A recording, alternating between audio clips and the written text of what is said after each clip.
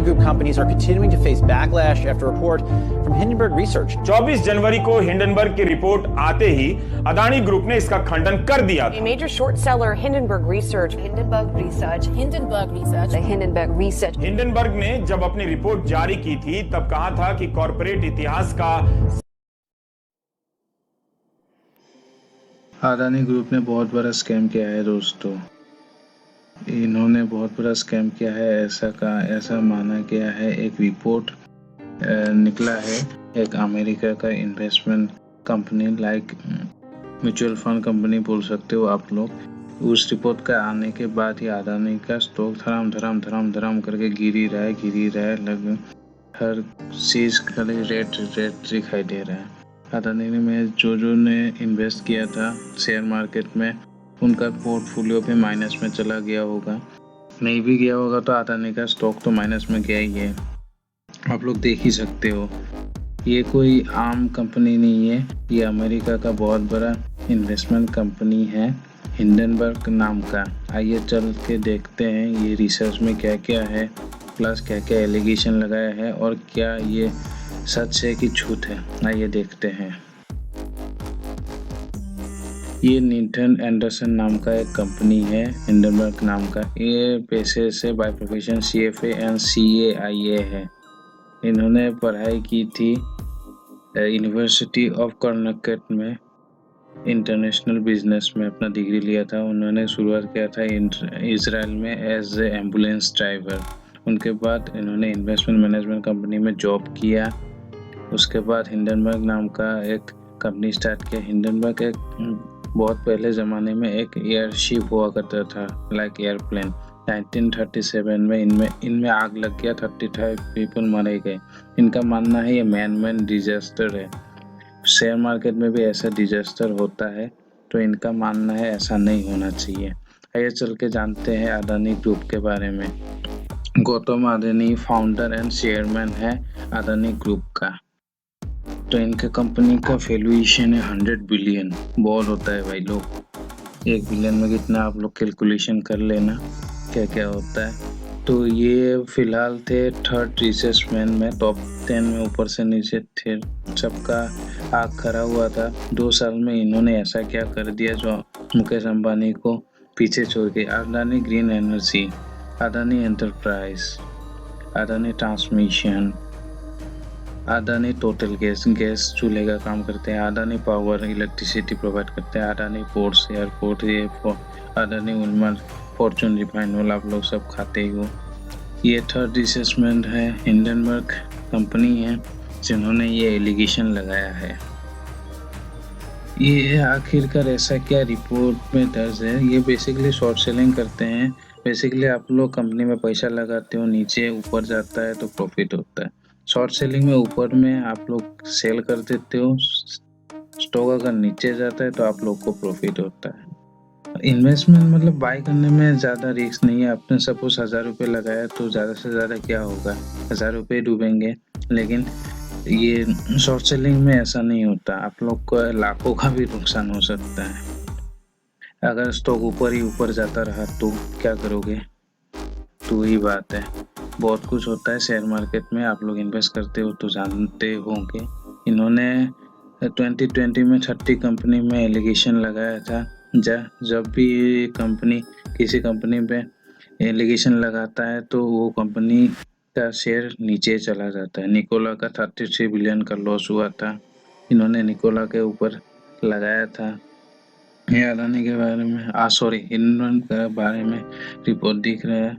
ये Adani man pulling is the largest corporation in corporate history, ये आप लोग देख सकते हो।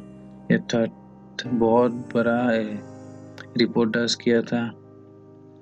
अदानी के ऊपर एलिगेशन लगाया money laundering, stock manipulation, accounting fraud, corruption, tax payer fraud, offshore shell. सबसे पहला था the company super high leverage, मतलब कंपनी में ज़्यादातर उधार में चल रहा है। ये देखिए सब लोग रेट करंट रेशियो के अगेंस्ट में डेब्ट ही ज़्यादा है। करंट रेशियो होता formula current assets divide by current liability. जो मतलब कॉमर्स बैकग्राउंड में है वो लोग जानते होंगे। एक एक एसेट्स पे मतलब आपका घर है उसके ज़्यादा तो आपका मंथली बिल आता है, ऐसे कंपनी चला रहा है, ऐसे तो नहीं होता है। तो वही बात है, अगर कंपनी ज़्यादा डेब्ट लेगा तो कंपनी पे एक्सट्रीम लेवरेज, कंपनी पे उधार बहुत ज़्यादा है, लेकिन फिर भी कंपनी का मतलब शेयर ऊपर ही जा रहा है और अदानी साहब नीचे से थर्ड पोजीशन में चले गए। ऐसे चलता रहा तो इलोन मस्क को भी पीछे छुड़ा देंगे। ये कोई मतलब मजाक चल रहा है क्या? कुछ तो लोचा है कंपनी में। उसके बाद स्टॉक मैनिपुलेशन, जिन्होंने भी हर्षद मेहता वाला वो 1992 स्कैम देखा था उनको पता होगा, अब रिलेट कर सकते होगे। जब स्टॉक मैनिपुलेशन करोगे तो कैसा होता है, मतलब 20 रुपए का स्टॉक अगर 120 पहुंच गया तो बात होगा क्या? ऐसा नहीं होता है।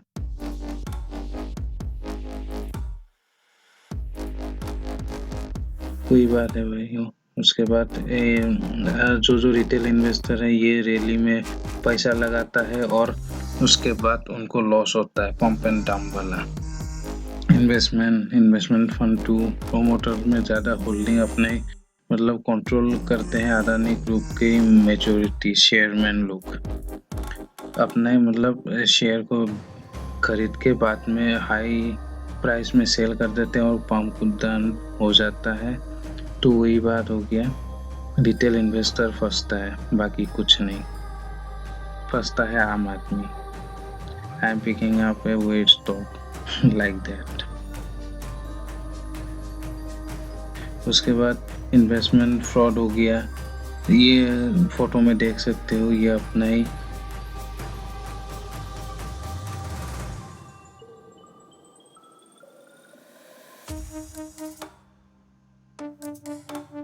सीईओ अपना ही कोई मतलब रिलेटिव को लगा के रखा है ये शेयरमैन में। उसके बाद 75% जो हाइक मिला था वो बेसिकली 75% डेप्ट है कंपनी में। तो पंप एंड डंप वाला सिस्टम चल रहा है शेयर मार्केट में। पंप एंड डंप वाला बहुत पहले से चल रहा है, लेकिन जब भी ये खुलासा होता है तो उसका स्टॉक नीचे चला जाता है, लिमिटेशन फ्लोट। उसके बाद holding non promoting to eliminate insider trading, ये होता है इनसाइडर ट्रेडिंग को बोलता है इसको। मतलब डिमांड इंक्रीज कर दिया लेकिन उसके अगेंस्ट में सप्लाई इतना है ही नहीं, तो स्टॉक तो ऑब्वियसली। उसके बाद मनी लॉन्ड्रिंग, पैसा को इधर से उधर हेरफेर करना, लाइक अदानी के ऊपर बहुत सारा कर्जा है एसबीआई से लिया हुआ, अब सब लोग को पता ही होगा, न्यूज़ में आ रहा है, लेकिन फिर भी भाई साहब ऊपर ही ऊपर जा रहे हैं वैल्यूएशन के मामले में। गौतम अदानी ने अपने स्पीच में भी कहा था हम लोग अपने बिजनेस को बढ़ाने के लिए कंपनी से लोन रहे। विनोद अदानी ये एल्डर ब्रदर है और चेयरमैन है गौतम अदानी ग्रुप का। इन्होंने अपने बेसिस मतलब आउट ऑफ द कंट्री रहते हैं, लेकिन वहां से सब कुछ ऑपरेट करते रहते हैं।